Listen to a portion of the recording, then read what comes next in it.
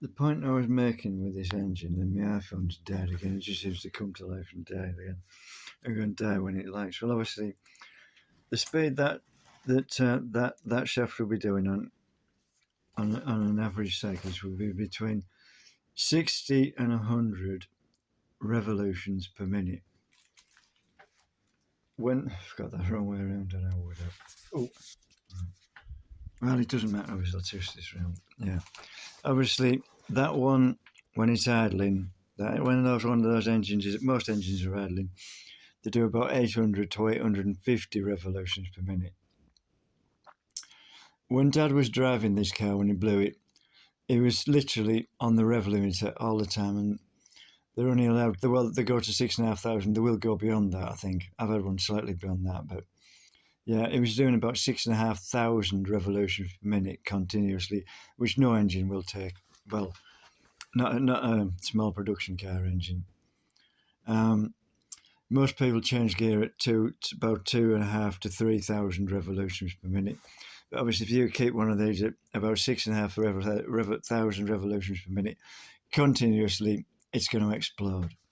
The point I was trying to make was, obviously, it rotates in that direction. So if it's doing about 7,000 RPM and it explodes, the parts will be thrown out over that way, or in that way by centrifugal force. I'll just take that out if I can get hold of it. Right. Then.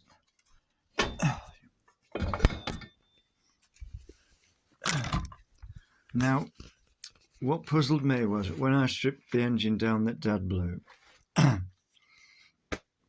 was which is the front side, that I think it's that side, yeah. There was a connecting rod. Where's that piston gone? Is it around here?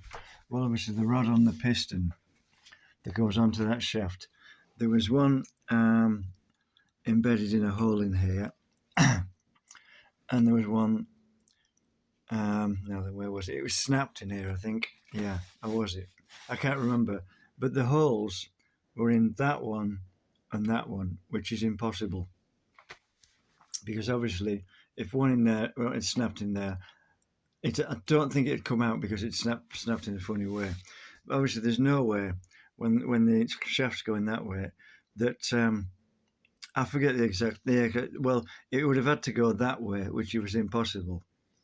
Because obviously, the shaft's rotating that way. Centrifugal force is going to throw it out over. It isn't going to go that way. No, I can't quite remember, but yeah, but due to the laws of physics, the way it had blown up, it just wouldn't happen.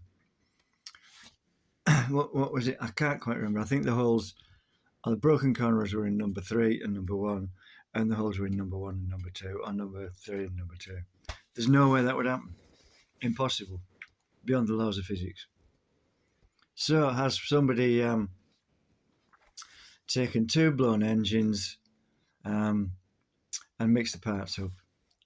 I can't quite explain it. There's no way it could happen without there being parts from 2 engines, or somebody stripping an engine down and putting the parts in the wrong cylinders. That's the only way I can explain it. But I mean, it's got bizarre, because obviously I'm pretty certain my logbook's been stolen, and where's the engine number on this one? Is it on here? It's on here somewhere. There.